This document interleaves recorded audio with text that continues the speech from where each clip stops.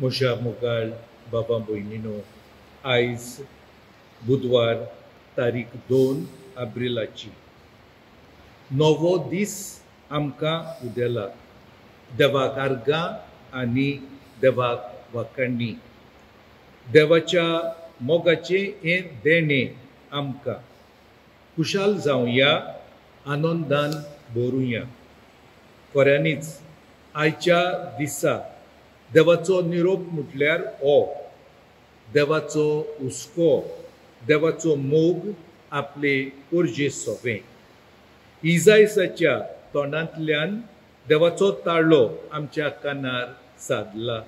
तो म्हणटा, कोण एक आवय आपल्या दुदाच्या बाळाक विसरोत, पूण ती विसरल्यार पुर्यान हांव तुमकां केदींच विसरचो ना. बाबा भयणीनो, असल्या देवाचो अनुभव आमकां मेळ्ळा काय? देवाचें उतर आयकून आनी नियाळून आमचो देव इतलो मोगाचो आनी दुलोबायेचो आनी सोंसणीकायेचो देव असलो अनुभव आमी घेतला काय? ना तर असल्या देवाक ओळखूंक आनी अनुभवूंक आमचे प्रयत्न जावं दी ह्या प्राचीत काळांत. ओय, देवाक आमी जबाब दिला. सर्वेस्पर कितलो कोणवाळो आनी माये मोगाचो.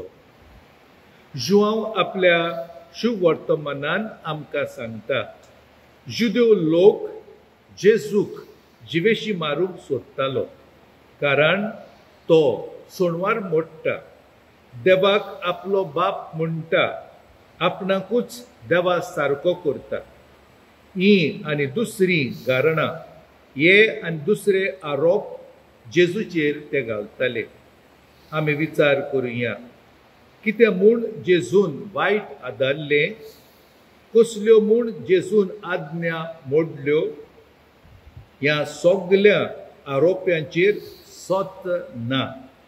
जेजून आमकां तांकां भियेनासतना फुडो केलो. परतेंच जेजून दाखयलें की देवा आनी पुता म्हणजे देवा आनी आपणा मदें संबंद आसा म्हूण दाखोळ केली. देखून जेजून शिकयलें, जो म्हजें उतर आयकता आनी म्हाका धाडला ताचेर विस्वास दवरता, ताचें सोबें सासणाचें जिवीत आसा. जाणी बरें केलां ती जिवीत भोगतली, जाणी वायट केलां ती कास्त सासणांक सोंसतली. देखून भाव भयणीनो, आमकां देव जाय, आमकां जिवीत जाय. ह्या प्राचीत काळान जिखून घेवंक आमचे प्रयत्न आमी करुया.